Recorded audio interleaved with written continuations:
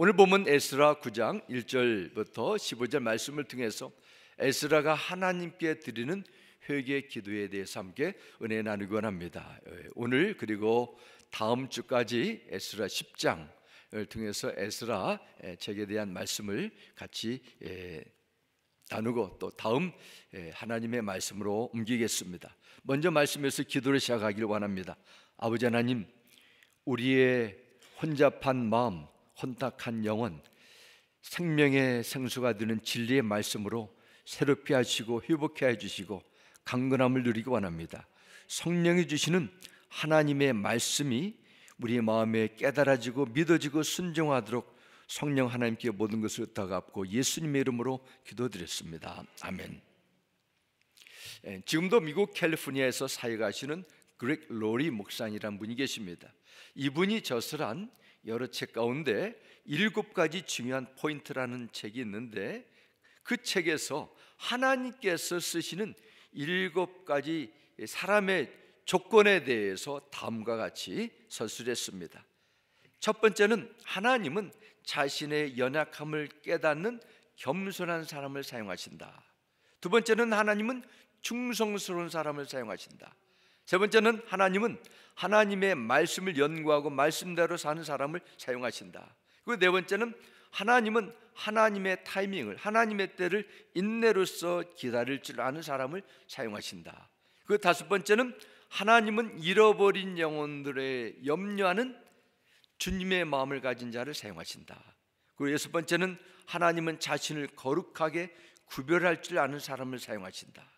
그리고 마지막 7번째는 하나님은 독불장군처럼 일하는 사람이 아니라 타인과 함께 일할 줄 아는 사람을 사용하신다. 이렇게 책에서 하나님께서 찾으시고 쓰는 사람에 대해서 7가지로 설명했습니다. 저는 그렉 로리 목사님이 제시한 이 7가지 조건에서 2가지를 더 첨부한다면 이렇습니다. 하나님을 진심으로 사랑하는 사람을 사용하신다. 그리고 9번째는 하나님은 회개를 잘하는 사람을 사용하신다. 이렇게 쓰고 싶습니다. 온 우주 만물을 지으시고 인류 역사를 세워나가시는 하나님은 아무나 무작위로 쓰지 않습니다. 우리가 성경을 보면 하나님은 그분의 마음에 합당한 조건을 갖추어야 사용하시고, 갖추지 않을 때는 10년, 20년, 모세 같은 경우는 거장장 40년, 80년을 준비시키고 훈련해서 사용하신 것을 보게 됩니다. 하나님은 사람의 마음의 중심을 달아보십니다. 그러나 아무리 하나님께 아름답게 쓰임받는 사람도 이 중심이 초심을 잃어버리고 나중에 변질되면 경고하십니다. 징계를 주십니다. 회개할 수 있는 기회를 허락해 주십니다. 그러다가 말을 듣지 않고 계속 우기면 하나님은 역사의 무대에서 끌어서 그냥 내버려 두십니다. 에스라 9장은 이스라엘 백성들이 무너진 성전을 재건 후에 하나님의 특별한 은혜를 입고 바벨론에서 이제는 나와 가져온 예물들을 성전의 제사장에 바치고 하나님 앞에 제사를 드린 이후에 이스라엘 백성들의 마음의 중심이 하나님을 떠난 사건을 기록하고 있습니다. 어떻게 하나님께서 받은 엄청난 구원의 은혜, 하나님께서 동행하신 그 사랑을 받았음에도 불구하고 그들의 마음이 변질되었을까요? 그리고 하나님은 어떻게 어떤 방법을 사용하셔서 그들이 점점 타락하고 변질된 마음을 새롭게 할 수 있는 은혜를 베풀어 주실까요? 이 질문을 넣고 오늘 말씀을 통해서 이 시대에 사는 모든 그리스도인들에게도 하나님께서 지금도 요구하시는 믿음 생활이 무엇인가를 함께 배우며 하나님 나라에 구별된 백성으로 쓰임받는 놀라운 일들이 여러분에게 펼쳐지기를 주의 이름으로 축원합니다. 첫 번째는 우리 본문 말씀을 통해서 이스라엘 땅에 일어나는 영적인 위기에 대해서 함께 살펴보기 원합니다. 드디어 꿈에 그리던 바벨론 포로 생활을 마치고 예루살렘으로 돌아온 이스라엘 백성들은 성전을 다시 복구하고 하나님 앞에 감사 찬양 봉헌 예배를 드리고 자신들의 집을 짓고 자신들의 삶의 모든 것을 잘 이제는 갖춰나가고 새로운 미래를 꿈꾸며 살아가고 있었습니다. 그런데 어느 날 이스라엘의 관리들이 에스라에게 몰려와 충격적인 뉴스를 전하게 됩니다. 그 내용이 1절과 2절에 나오게 됩니다. 이런 일을 마치고 나자 관리들이 내게 와서 말했습니다. 이스라엘의 백성들, 제사장들과 레위 사람들이 이 땅 민족들과 스스로 구별하지 않고 그들의 가증스러운 관습들, 그 관습들을 따르고 있습니다. 이렇게 기록합니다. 그리고 2절에 또 이게 기록합니다. 이스라엘 백성들은 이 땅 사람들의 딸을 데려와 아내와 며느리 삼고 거룩한 씨를 이방 민족과 섞고 있습니다. 사실 지도자들과 관리들이 앞장서서 이런 죄악을 저지르고 있습니다. 이런 충격적인 내용을 에스라는 듣습니다. 이스라엘 백성과 제사장들, 레위 사람들이 가나안 땅 이방인들과 아내와 며느리를 맞이했다는 것입니다. 레위 사람들은 하나님께 온전히 구별된 그 일을 맡겨진 사람입니다. 그런 위치에 있는 레위 사람들이 가나안 사람들의 딸을 맞이하며 아내와 며느리 삼아 거룩한 자수님 우상을 숭배하고 나아가 음란에 빠지게 됩니다. 에스라를 더 충격에 빠지게 된 것은 이런 일들이 고위 관리들, 종교 지도자들이 더 적극적으로 참여했다 기록합니다. 당시 지도자들은 제사장들과 레위인 그리고 일반 백성 각 계층을 다 포함하는 것입니다. 이것은 이스라엘 백성들이 보여주는 이 죄악이 한 특정한 부류의 사람이 아니라 모든 계층에서 위에서 아래까지 다 그냥 하나의 삶의 방식으로 퍼졌다는 것을 암시하고 있습니다. 그러면 왜 하나님의 은혜를 받고 하나님의 특별한 기적을 체험했던 이스라엘 나라, 특별히 그들을 바로 인도해야 될 지도자들이 이렇게 변질됐을까요? 당시에는 힘과 권력을 가진 자들이 아내를 첩을 마음대로 맞이할 수 있는 그런 사회적인 풍조였습니다. 능력 있는 자들은 일부 다처제도 할 수 있는 것이었습니다. 한국에도 불과 7, 80년 전만 해도 있는 사람들이 자랑하기 위해서 첩을 계속 모으는 그런 아주 잘못된 죄악된 습관이 팽배했던 그 역사적인 사실이 있었습니다. 그 이스라엘 나라도 그랬었습니다. 그러다 보니까 방백들과 고관들이 이방인들의 아내를, 며느리들을 더 앞장서서 맞이하게 되는 것입니다. 내가 있는데 누가 이것을 막냐는 거예요. 내가 하고 싶은데. 3절 말씀 보겠습니다. 내가 이 일을 듣고 속옷과 겉옷을 찢고 머리털과 수염을 뜯으며 기가 막혀 앉으니 말씀합니다. 이스라엘에 일어난 충격적인 소식을 들은 에스라는 속옷과 겉옷을 찢으면서 머리털과 수염을 뜯으며 기가 막혀 앉았다. 너무도 그 충격이 감당할 수 없는 그 상태 속에서 보이는 그의 반응입니다. 이스라엘 백성들이 지금 사람을 죽인 것도 남의 것을 도둑질한 것도 아니고 내가 돈이 있어서 마음과 하고 싶어서 했다는데 왜 그렇게 충격을 받습니까? 이것은 에스라가 볼 때는 하나님 못이 가정한 일이 되기 때문입니다. 이스라엘과 유다가 멸망한 이유도 하나님의 백성들이 이방인과 결혼함으로 그로 인해 그들이 우상을 섬기고 이방을 섬기고 타락한 이방 문화를 적극적으로 수용했다는 것입니다. 그로 인해 바벨론 지난 세월 동안 그야말로 인간의 노예 생활하면서 고생했는데 이제 하나님의 특별한 은혜로 여기까지 왔는데 아직도 깨닫지 못하고 포로 끌려가기 전과 똑같은 일을 반복적으로 한다는 것입니다. 그러니까 기가 막힌다는 것입니다. 그러면 하나님은 왜 이스라엘 백성들에게 강력하게 이것을 금지했습니까? 출애굽기 34장 16절은 이렇게 기록합니다. 또 너희가 너희 아들들을 그들의 딸들과 결혼시키면 그들의 딸들은 저희 신들을 음란하게 따르면서 너희와 너희 아들들을 끼워 자기들처럼 음란하게 그 신들을 따르게 만들 것이다. 하나님께서 가나안 땅에 들어갈 이스라엘 그 출애굽한 1세대를 위해서 이런 경고의 말씀을 주십니다. 너희들이 약속의 땅에 가서 많은 부와 명예를 누릴 때 기억할 것은 가나안 족속에 사는 딸들과 결혼해가지고 그들이 믿는 음란한 악한 우상이 빠지지 않도록 경계하라 말씀합니다. 신명기 7장 3절 4절에 말씀합니다. 그들과 혼인관계를 맺어 안 됩니다. 당신들 딸을 그들의 아들과 결혼시키지 말고 당신들 아들을 그들의 딸과 결혼시키도 마십시오. 그렇게 했다가는 그들의 꾀임에 빠져서 당신들의 아들이 주님을 따라 그들이 신들을 섬길 것이며, 그렇게 되면 어떻게 됩니까? 주님께서 진노하셔서 곧바로 당신들을 멸하실 것입니다 말씀합니다. 하나님께서 가나안 땅에 들어가서 이방 여인들을 아내 삼고 아들들을 아내 삼게 되면 결국 그 이방 딸들이, 이방 사위들이 이스라엘 사람들의 아들 유괴해가지고 자기들이 섬기는 우상을 함께 섬기게 되고, 결국에는 하나님의 진노를 불러일으켜 하나님의 무서운 심판을 갖게 될 것을 미리 하나님은 경고해 주셨습니다. 과연 이 말씀이 하나님께서 하신 대로 이루어졌을까요?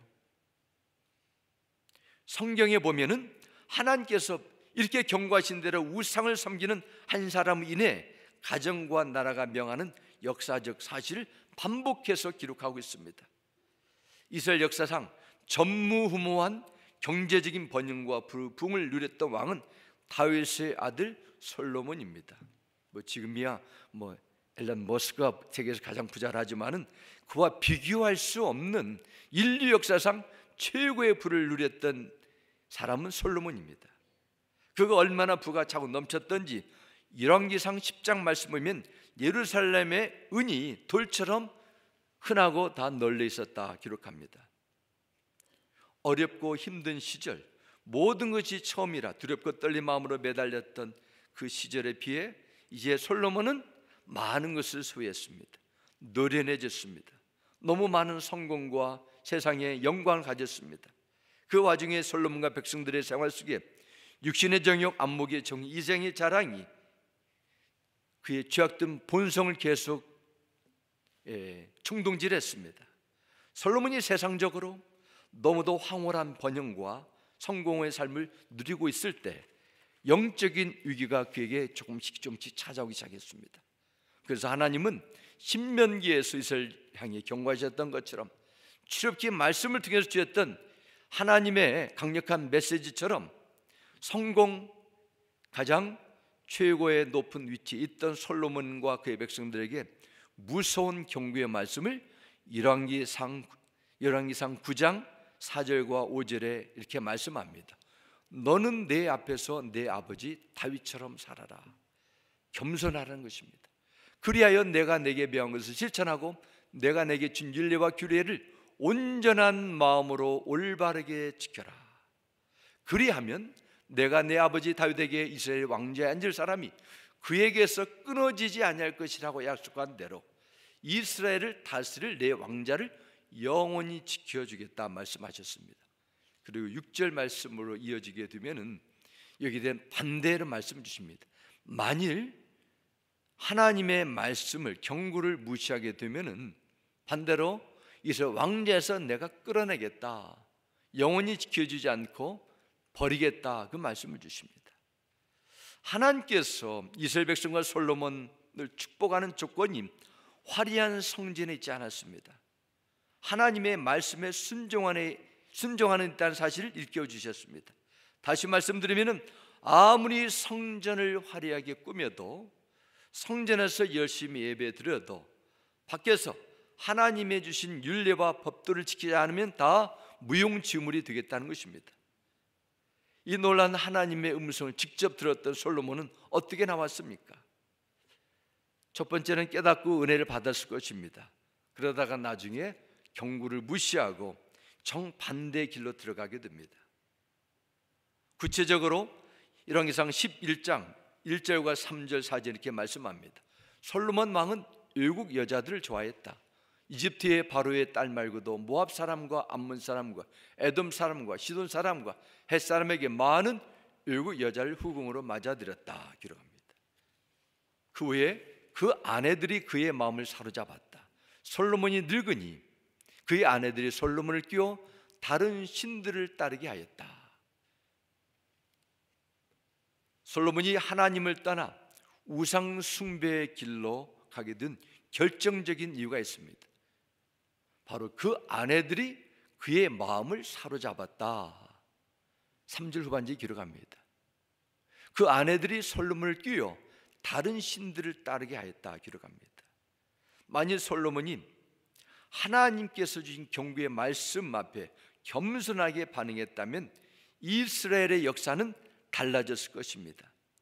하지만 이스라엘 역사는 하나님의 경고하신 그대로 하나도 틀림없이 심판을 받게 되는 처절한 역사의 길을 걷게 됩니다. 솔로몬 왕 이후 이스라엘은 마치 우리나라처럼 북이스라엘과 남유다로 갈라지게 됩니다. 분단 국가가 됩니다. 남유다의 왕이었던 여호사밧은 좋은 시작과 출발을 보였는데 그는 처음에는 하나님과 동의하고 하나님의 말씀을 구하고 은혜를 구하고 바알신을 아세라신을 멀리하면서 버렸습니다.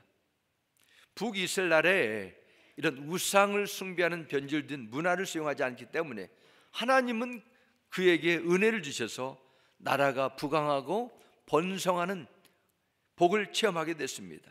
그런데 남쪽 유다 왕이었던 여호사밧도 점점 성공과 부와 영광이 극에 달할 정도로 풍성해지니까 그도 솔로몬같이 똑같은 그 비싼 길을 가게 되는 것입니다. 역대하 18장 1절은 하나님의 특별한 은혜와 사랑을 받았던 여호사밧이 왜 이렇게 영적인 순수함을 잃어버리고 변질되는가에 대해서 이렇게 요약하고 있습니다. 여호사밧이 부귀와 영광을 크게 떨쳤고 아합 가문과 혼인함으로 인척 관계를 맺었더라, 이렇게 요약합니다. 남쪽 유다 왕 여호사밧, 북이스라엘 왕이었던 아합과 이세벨의 딸 아달랴를 자기 며느리로 삼았습니다. 이스라엘 왕 아합과 사돈 관계에 두면 북쪽 이스라엘 나라와는 더 이상 전쟁을 하지 않고 내가 받은 부와 영광을 대대로 계속 누리게 될 것이라 인간적인 계산이 있었던 것 같습니다. 아합의 왕이 어떤 사람입니까? 이스라엘 역사상 가장 악한 왕으로 둘째가라면 서를 정도로 아주 우상을 숭배하는 왕이었습니다. 아합은 북이스라엘 왕 중에서 가장 영적으로 타락한 왕이었습니다. 그렇게 된 배경에는 아합이 이세벨이라는 시돈 사람의 왕 옛 발의 딸을 아내로 얻었기 때문입니다. 그때부터 이제는 북이스라엘 나라에 하나님도 섬기고 바알 신성과 아세라 상을 섬기고 하나님의 선지를 잡아 죽이는 일에 전적으로 올인하게 됩니다.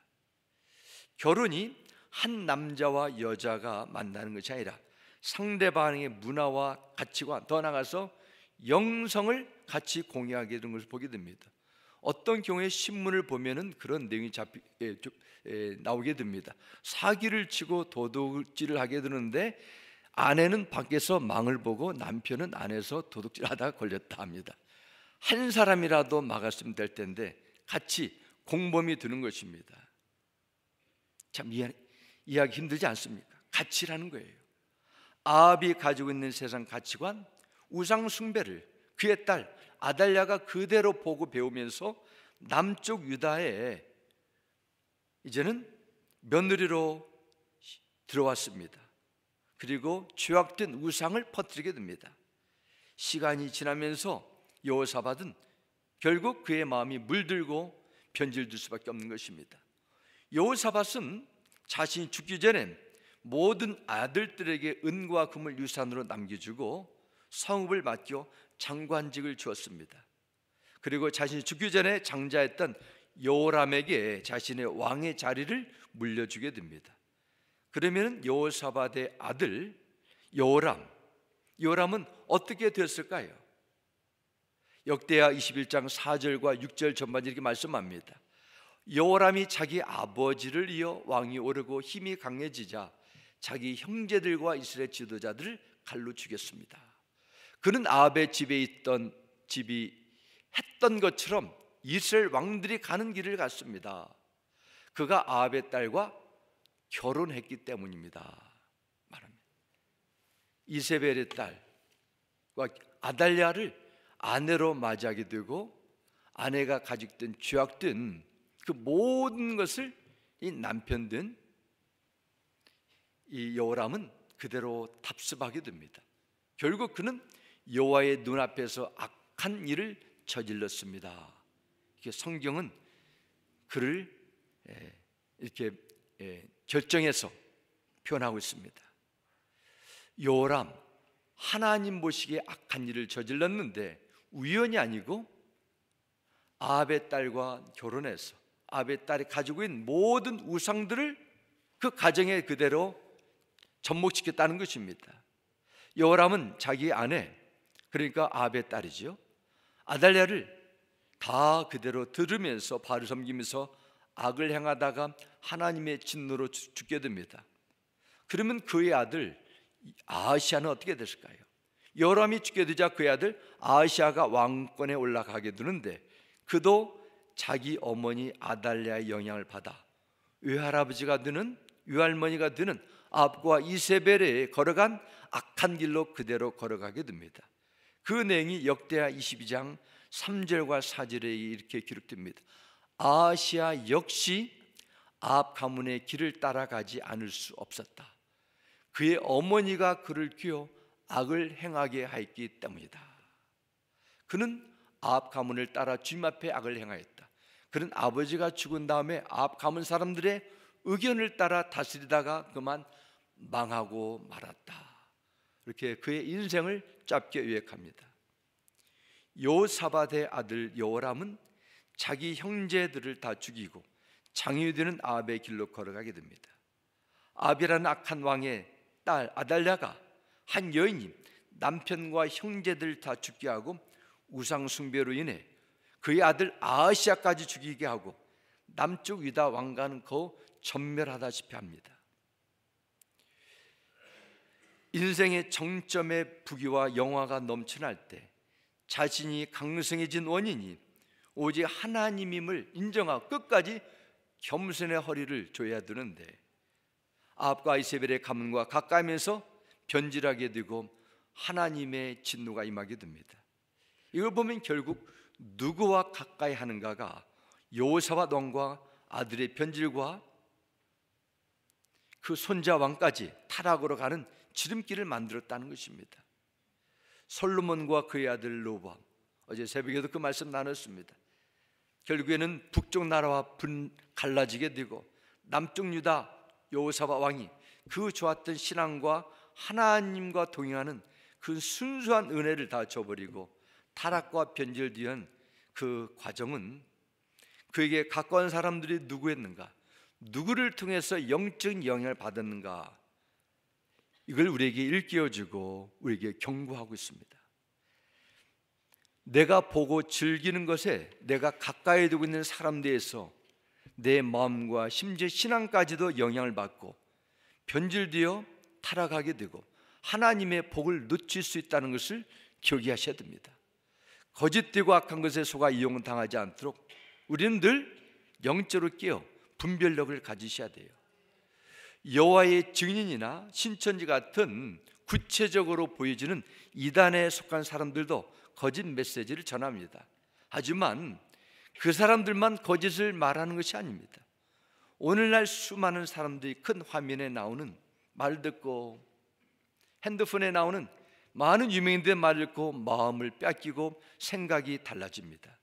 TV나 유튜브, 넷플릭스 같은 드라마의 감동을 받습니다.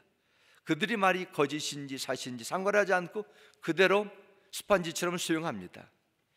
인생을 잘 살고 즐기는 비결, 무엇이 진정한 성공인지, 인생의 삶의 의미인지 그럴듯하게 포장되어 거짓말을 계속 듣고 그것을 받아들입니다.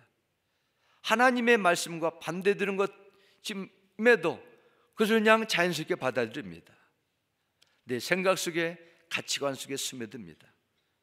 그런 결과로 처음에 가졌던 순수함이 사라지고 가치관이 왜곡되고 잘못된 선택을 하게 되고 영혼이 병들고 신앙이 망가지며 하나님은 경고를 주시고 안 들으면 그대로 내버려 두십니다. 우리가 하나님께서 기뻐하시는 믿음의 선택을 하고 구별된 삶을 살기 위해서는 이 세상에서 홍수처럼 쓰나미처럼 몰려드는 거짓된 메시지를 분별할 줄 알아야 돼요. 우리가 듣는 수많은 말들 그냥 받아들이지 마시고 하나님의 말씀에 평가해줘야 돼요. 좋은 것은 수용하지만 나쁜 것은 버리라는 뜻입니다. 무조건 나쁘다는 뜻이 아닙니다.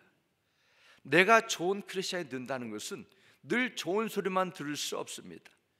나에게 하나님의 절대적인 말씀 속에서 올바른 소리를 해줄 수 있는 사람이 여러분 주위에 있어야 돼요.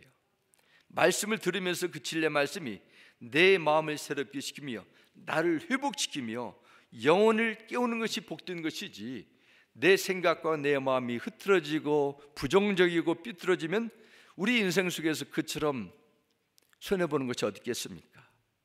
저는 어떤 상황 속에서도 하나님의 말씀이 우리의 삶의 바른 기준이 되고 내 인생의 발걸음이 되어주셔서 하나님 앞에 지혜로운 믿음의 삶으로 이루어지길 주의 이름으로 축원합니다. 두 번째는 하나님의 은혜를 놓치지 않는 길을 본문을 말씀합니다. 그것은 바로 회개라는 것이죠. 에스라는 지도층 인사들, 지도자들과 제사장을 포함해서 온 이스라엘이 이방인과 통혼하는 이스라엘의 이 무시무시한 죄의 오염을 발견하게 됩니다. 이스라엘 공동체가 신앙의 순수함을 놓치게 된다면 반드시 하나님께서는 경고하신 대로 징계와 심판이 그 땅에 임하게 될 것을 그는 알았습니다. 그리고 하나님 앞에 이렇게 5절과 6절의 회개를 기도합니다. 저녁 제사를 드릴 때 내가 근심 중에 일어나서 속옷과 옷을 찢은 채 무릎을 꿇고 나의 하나님 여호와를 향하여 손을 들고 말하기를, 나의 하나님이여, 내가 부끄럽고 낯이 뜨거워서 감히 나의 하나님을 향하여 얼굴을 들지 못하오니 이는 우리 죄악이 많아 정수리에 넘치고 우리 허물이 커서 하늘에 미침이다 말씀합니다. 저녁 제사를 드릴 때 에스라가 근심 중에 속옷과 겉을 찢은 채 무릎을 꿇었습니다. 손을 들고 기도했습니다.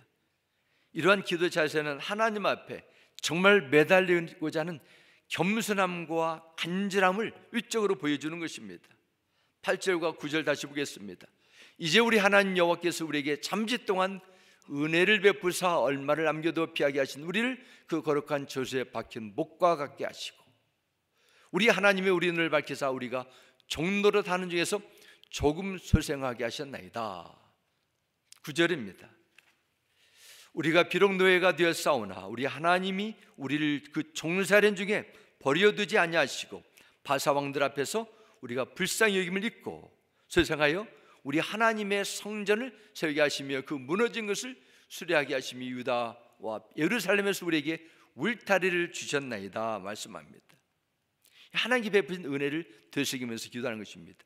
8절 말씀은 우리를 거룩한 저수에 박힌 목과 같게 하시고, 이 말씀은 하나님께서 다시 고국 이스라엘 땅에 와가지고 거주할 수 있도록 박힌 못처럼 견고하게 붙들어졌다는 것입니다.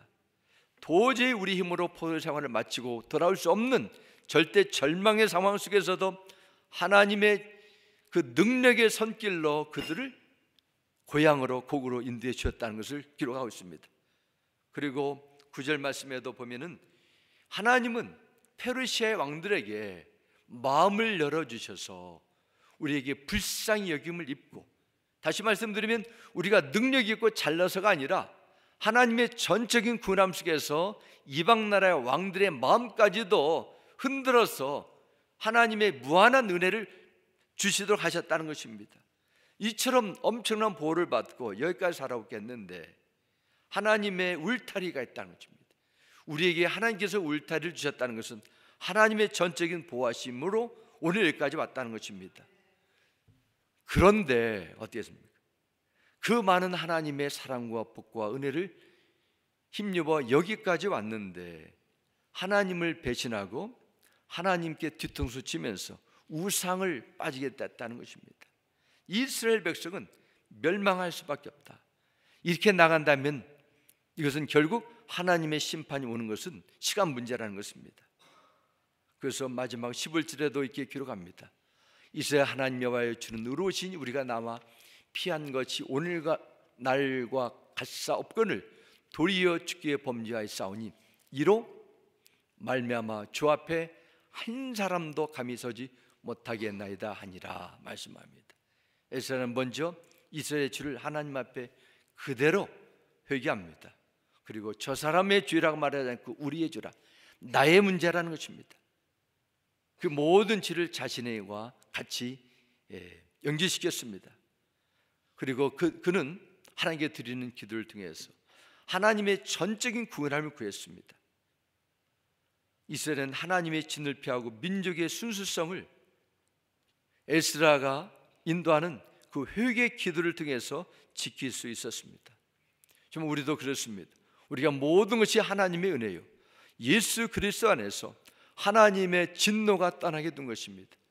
그럼에도 불구하고 우리는 하나님보다 더 사랑하는 집단 대상에 빨려들고 있어요. 어떻게 나가야 됩니까? 하나님 앞에 나오는 것입니다. 예수 십자가의 보혈의 능력을 붙들고 하나님의 구원하심을 따라 베푸시는 은혜를 우리는 구해줄 줄 믿습니다. 오늘을 살아가는 우리에게 주는 영적인 경고가 있습니다. 출애굽하고 홍해가 갈라지는 놀라운 구원의 은혜는 다 경험합니다.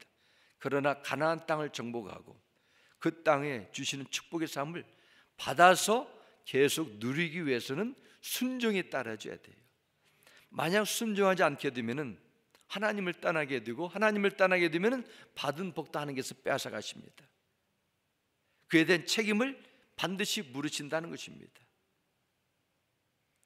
혹시라도 징계까지 하는 최악의 상황에서도 하나님은 은혜를 남겨주셔서 겸손히 자신의 문제를 인식하고 회개만 한다면 하나님은 용서해 주세요. 이처럼 회개가 우리에게 준 놀라운 하나님의 은혜고 복이라고 믿습니다. 왜 솔로몬이 망했어요? 왜 여호사밧 가문이 하나님의 심판을 받았습니까? 끝까지 회개하지 않았기 때문입니다. 이 세상의 죄를 이길 수 있는 사람은 한 사람도 없습니다. 다시 말씀드리면 모든 사람이 다 회개의 은혜를 받아야 된다는 것입니다. 무엇이든지 성공한 그 다음이 문제예요. 죄는 부족하거나 연약할 때 짓기도 하지만 그게 주가 아닙니다. 풍족하고 여유가 있을 때 죄에 빠지는 경우가 너무 많습니다. 국가도 마찬가지고, 나라가 부강하고 경제적으로 은퇴하게 되면 그 다음부터는 국민들의 문화가 전통이 죄악으로 빨려들게 됩니다. 그러므로 우리는 우리의 삶에 아무런 문제가 없을 때 더 조심해야 된다는 것입니다. 오늘 본문만 하더라도 포로 생활할 때는 그렇게 하나님께 매달리며 하나님의 약속의 이루어짐을 구했는데 삶이 안정되고 잘 되다 보니까 이제는 그들이 엉뚱한 데로 빠지지 않습니까? 무엇보다도 권력을 가진 지도자들이 더 여기에 적극적으로 참여하게 됩니다. 풍요롭고 형통한 삶을 살고 있는 지도자들이 더 죄악에 더 잘 빠진다는 것을 말씀하고 있습니다. 다윗과 솔로몬도 그랬습니다. 하나님을 인정하고 두려워하는 것이 얼마나 중요하지만 쉽지 않다는 것을 본문은 말씀하고 있습니다. 이 세상에 우리가 많은 것을 우리가 누리고 경험하지만은 축복된 삶은 내 노력과 내 공로로, 내 땀과 피로 이룬 열매가 아니라는 것입니다. 오늘 우리가 찬양하지 않습니까? 나의 놔둔 것은 하나님의 은혜라고 했습니다. 아무리 노력해도 하나님 위에 거둬가시면은 바벨탑처럼 한순간에 날아가 버립니다. 우리는 그 사실을 욥에서도 사울 왕에서도 솔로몬 인생 속에서도 계속 배웁니다. 회개하지 않는 줄은 계속 반복된다는 것을 알게 됩니다. 회개할 때 성령께서 그 사람을 회복시켜 주십니다. 유다 백성들은 이방들과 통혼하고 이방의 우상을 숭배한 죄로 인해 가지고 많은 고통을 그들이 체험했는데도 깨닫지 못하고 계속 그 죄악에 빠지는 것을 우리는 알게 됩니다. 사사기 보면은 삼손이 그랬어요. 삼손의 약점은 연인인데 그 여인 때문에 여러 번 목숨을 잃을 뻔했는데도 하나님께서 그를 불쌍히 여기서 구원해 줬는데도 결국 나중에는 들릴라에 속아서 두 눈이 뽑히게 됩니다. 우리는 은혜 시대, 신약 시대에 살고 있어요. 구약 시대처럼 하나님의 직접적인 계시나 음성이나 환상을 통해서 나타나는 경우는 있지만은 드뭅니다. 그러나 우리는 매일매일 완성된 하나님의 특별 계시, 성경 말씀을 통해서 하나님의 뜻을 구별하며 음성을 듣고 내 속에 내주하시는 성령님의 인도함을 받고 살아갑니다. 그럼 우리가 어떻게 살아야 돼요? 매일매일 하나님 앞에 우리는 나가야 됩니다. 하나님과 가까이 하셔야 돼요. 여기에 대해서 사도 바울은 빌립보서 3장 13절 14절에 말씀합니다. 형제들아, 나는 아직 내가 잡은 줄로 여기지 아니하고 오직 한 일 뒤에 있는 것을 잊어버리고 앞에 있는 것을 잡으려고 표대를 향하여 그리스도 예수 안에서 하나님이 위에서 부르신 부르의 상을 위하여 달려가노라 말씀합니다. 겉사람은 쇠하지만은 속사람은 날로 새롭다는 사도 바울의 고백이 과장합니다. 부름의 상을 위하여 끊임없이 달려갔기 때문에 속사람이 변질되지 않고 새로워지는 것입니다. 정말 그렇습니다. 우리는 하나님의 심판대 앞에 부르실 그 영혼의 때를 늘 기억하며 매일매일 달려가셔야 돼요. 믿음의 경주를 하셔야 됩니다. 내가 원하든 원치 않든, 그렇지 않으면 우리의 죄악이, 주의 본성이, 세상의 문화가 우리를 가만두지 않습니다. 상급이 있기 때문에, 그 상급이 주 안에서 헛되지 않기 때문에 믿음의 경주를 하셔야 돼요. 사랑하는 성도 여러분, 여러분의 삶은 어떻습니까? 지난 11개월에 2024년도에 여러분의 신앙의 여정은 하나님 보시기에 어떤 삶입니까? 끊임없이 달려가고 있습니까? 아니면 멈추고 정체하지는 않습니까? 하나님의 말씀을 읽다가 하나님의 경고의 음성을 듣습니까? 마음의 문을 여시고 먼저 하나님의 나라와 의를 구하시기 바랍니다. 먼저 하나님을 사랑하시기 바랍니다. 그리고 하나님의 기뻐하신 편을 쓰십시오. 비록 허물과 약점과 오점이 있다 할지라도 하나님께서, 성령께서 감동을 주시면은, 깨닫게 해주시면은 즉시 회개하고 돌이킬 때 성령님은 여러분에게 새로운 은혜의 때를 주실 것입니다. 하나님의 뜻을 끝까지 따르고 다른 자에게 주시는 하나님의 약속했던 말씀이 여러분의 인생 속에서, 신앙생활 속에서 펼쳐지는 놀라운 복된 은혜가 임하길 주님의 이름으로 축원합니다. 우리 함께 기도하겠습니다. 아버지 하나님, 오늘 주신 말씀 감사합니다. 에스라 시대 그 많은 이스라엘 백성들이 하나님의 기적으로 포로 생활에 풀려나 고국에 돌아와 성전을 짓고 삶에 안정되고 많은 부귀 영화를 경험한 그때 그들의 생각이, 그들의 마음이 어두워지고 악해져서 하나님을 떠나고 우상을 탐내게 됐습니다. 세상 문화를 무작정으로 수용했습니다. 하나님은 다시 한번 경고를 주시고 회개할 수 있는 길을 주십니다. 우리는 세상에 말세지 말 마지막 때에 살고 있습니다. 우리의 심령이 하나님을 진심으로 사랑하기 원합니다. 잠시 있다 떠나는 나그네 인생 속에서 자그마한 성공, 작은 복에 여기에 우리의 믿음이 현혹되지 않도록 늘 성령께서 우리의 믿음을 조명하여 주옵소서. 예수님의 이름으로 기도드렸습니다. 아멘.